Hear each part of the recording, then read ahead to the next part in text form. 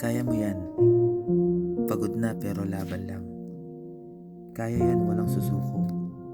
Yan ang palagi nating sinasabi sa tuwing may nararanasan tayong makapagsubok. Sa tuwing ang araw ay sisikat, panibagong araw na naman ng pagsisikap. Kaya minsan di ba, napapaisip na tayo na bakit parang wala namang nangyayari. Paulit-ulit na tayo nagsasakripisyo, pero bakit ganun pa rin ang alalahanin? Para bang ang buhay ay isang dagat, minsan mahinahon, kadalasan maalon.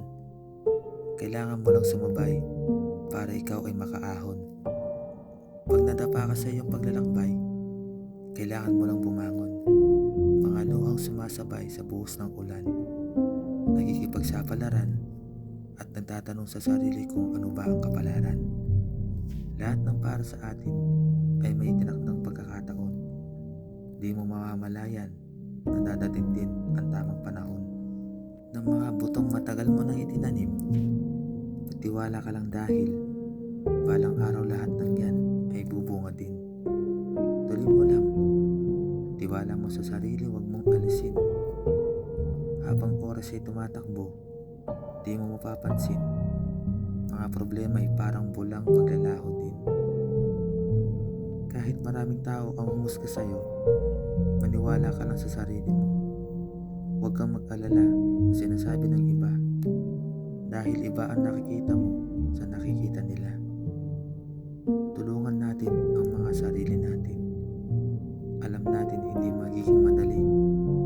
Lagi lang natin tatandaan na hindi sumuko kailanman ang mga nagwawagi. Kaya huwag kang panghihinaan. Lahat tayo natututo sa laban. Minsan, hindi talaga sasang-ayon sa atin ng ikot ng mundo. Kadalasan nga, mag-isa lang tayo at walang kasama sa laban. Habang ang isip ay gulong-gulo, litong-lito sa paghahanap ng makakapagpasaya sa atin. Pero di natin napapansin na ang nakakapagpasaya pala sa atin ay walang iba kundi ang mga sarili natin. Lagi mo lang isaisip na hindi mo makakamit ang tagumpay hanggat hindi mo nararanasan ang hirap ng buhay. At walang natatagumpay na hindi dumadaan sa ganyan, dahil parte yan sa araw-araw nating pamumuhay. Hindi mahalaga kung ilang beses tayong nadapa.